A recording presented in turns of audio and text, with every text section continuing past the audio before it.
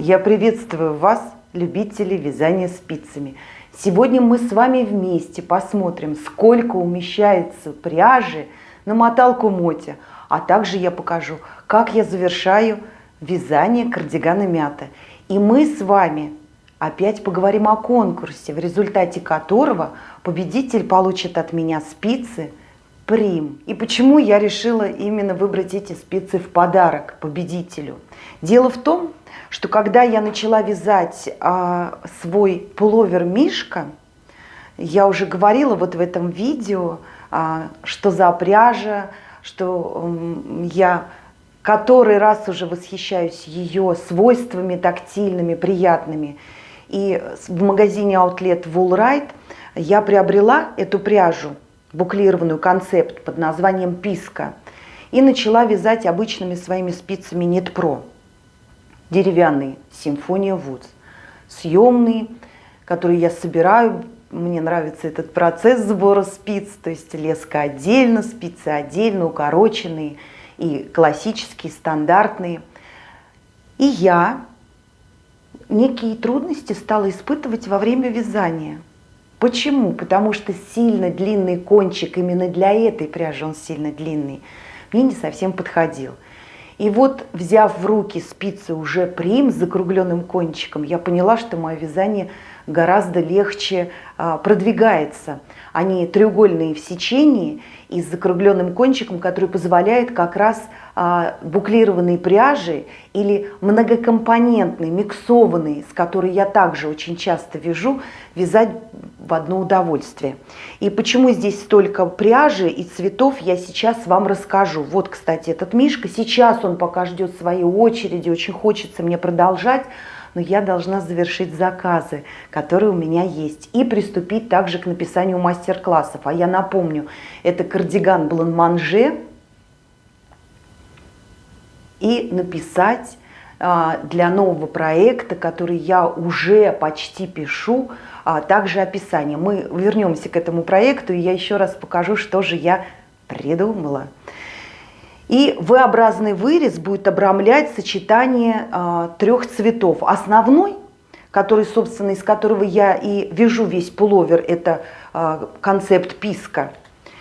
И также будет вот в этой планке V-образный вырез участвовать две нитки. Это мохер и это вискоза с хлопком и с люрексом.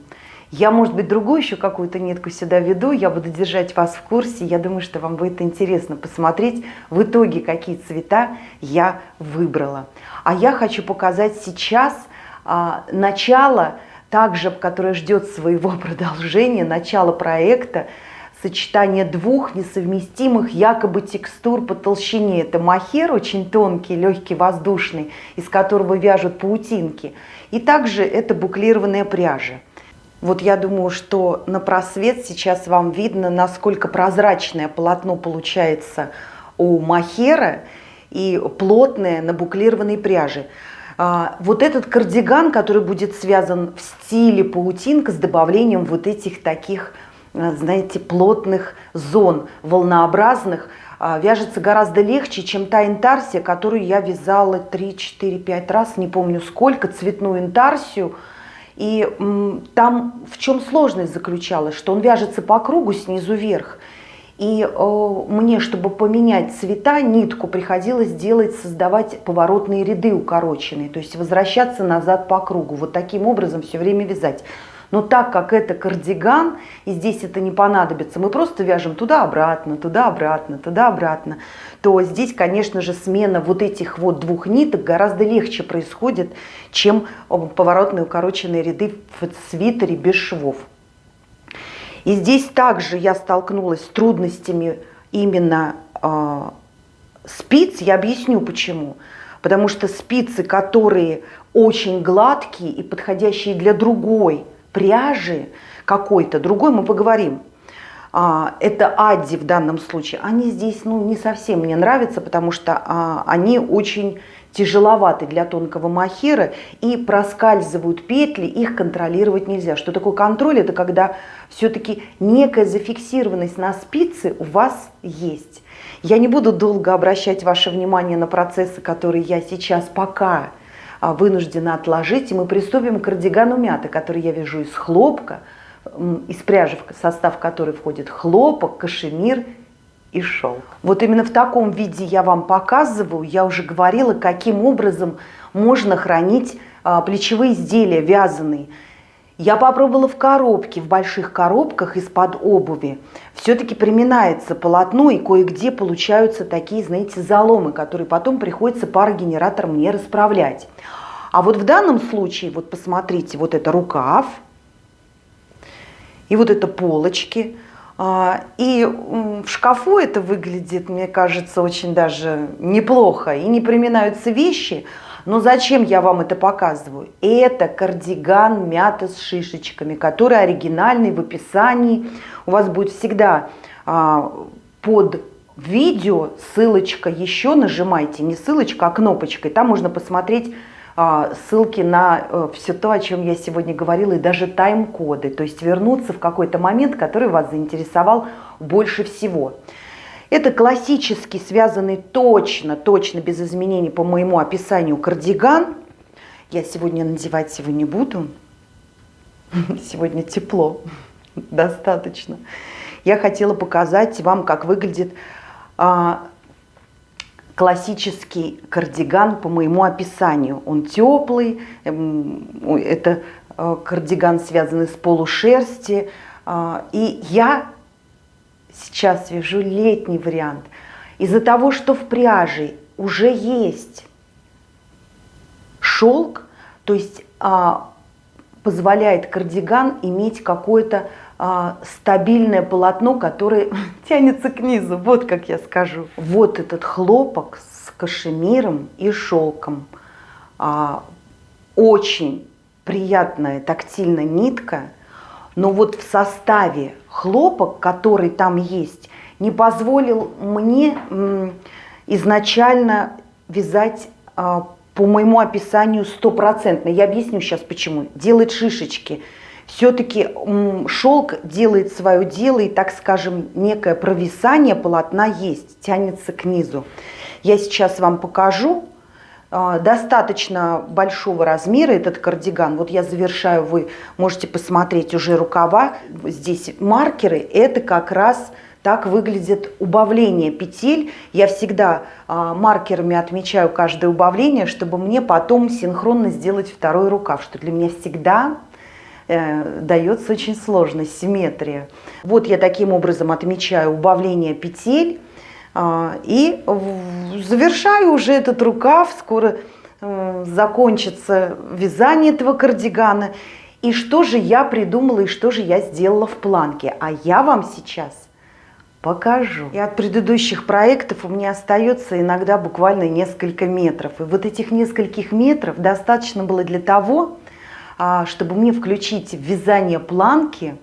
И я уже давала вам подсказку. И сейчас вот, пожалуйста, сюда можно пройти, как я вяжу планку. Так как этот кардиган был связан V-образным вырезом, не по описанию моему, которое я сделала, мне приходилось планку вязать отдельно. То есть в моем кардигане она вяжется сверху вниз, вяжете кардиган и сразу вяжется планка. А в данном случае мне пришлось ее вязать отдельно. И я вот хочу показать, как выглядит планка с люрексом, а пряжу эту между собой вязальщицы уже прозвали шишибрики. Почему? На тонкой-тонкой хлопковой нитке узелками сфокусирован люрекс.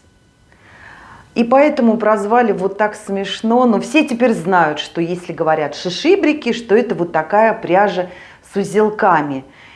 И она очень нитка, тонкая, не меняет метраж всей пряжи вашей, если вы добавляете. Я решила только в планку, подглядела это, конечно же, у какого-то бренда трикотажного, по-моему, Лора Пьяна, что только этот нюанс добавлен в планку. И этого вполне достаточно. Не дублировать это и на рукавах, и в каких-то еще там, может быть, местах планка в карманах. Я сочла, что этого достаточно только в планку. Такой, знаете ли, вот небольшое сияние золотое, которое очень элегантно смотрится с розовым цветом. Я ввязываю пуговицы, также у вас будет здесь подсказка на то, как я это делаю. Ввязываю во время вязания. И мне очень нравится этот способ. А я сейчас хочу перейти к столу, и мы с вами посмотрим, сколько максимально пряжи можно уместить на моталку Моти. Дело в том, что на самом деле уместить можно в зависимости от пряжи, какой объем мотка. Но все спрашивают меня в комментариях, и вы задаете вопрос, а сколько в граммах максимальный моток? Мы возьмем среднюю пряжу, это микс пряжи, я о нем рассказывала. Я делаю также сейчас описание пуловера для джемпера Кучинелли из микса пряжи с бусинами и пайетками. И я создала сама эту пряжу, измеряла ее в измерителе длины нити. И мы с вами сейчас посмотрим на максимальное количество пряжи, которую может принять моталка Моти.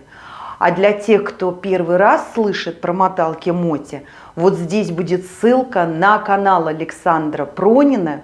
У него очень подробный рассказ о том, какие у него есть приборы, и самое главное, как заправлять нитки, как работать с этими инструментами, потому что у меня было несколько промахов. И я понадеялась на свою, знаете ли, такую внимательность, оказалось, что совершенно напрасно. Нужно разобраться сначала в объекте, с которым ты работаешь, подробно, и после этого только приступать к каким-то манипуляциям. А я признавалась в одном из роликов, что я совершила промах из-за того, что невнимательно. Ну вот я все приготовила сейчас для того, чтобы показать вам процесс мотания. У меня держатель клубков здесь, измеритель длины пряжи, сам моток, второй еще будет. Я вот одеваю на держатель сейчас.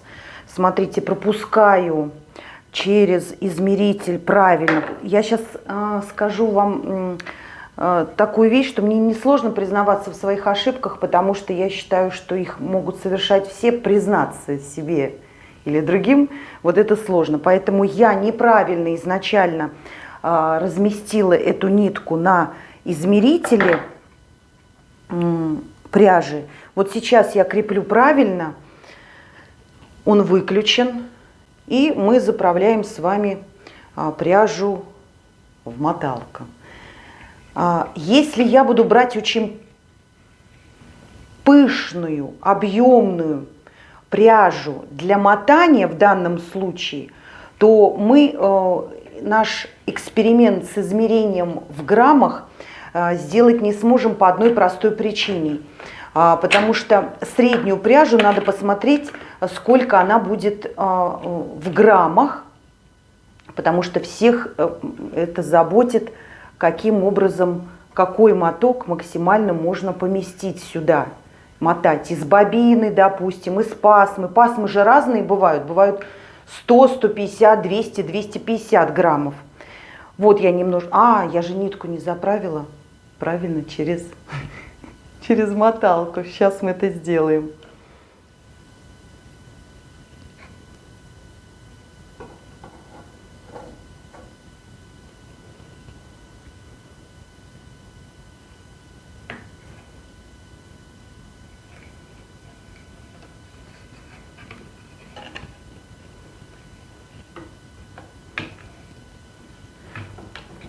В моей моталке есть натяжитель нити, его сейчас здесь не будет. Итак, я включаю, у меня стоит на нуле. Я немножко буду придерживать, чтобы не соскочил, допустим, мой моточек, мой клубочек с держателя клубков. Вот. И мы, во-первых, посмотрим на метраж, на измеритель, сколько он измерит метров, и насколько максимальный клубок можно будет сюда, на эту моталку, поместить.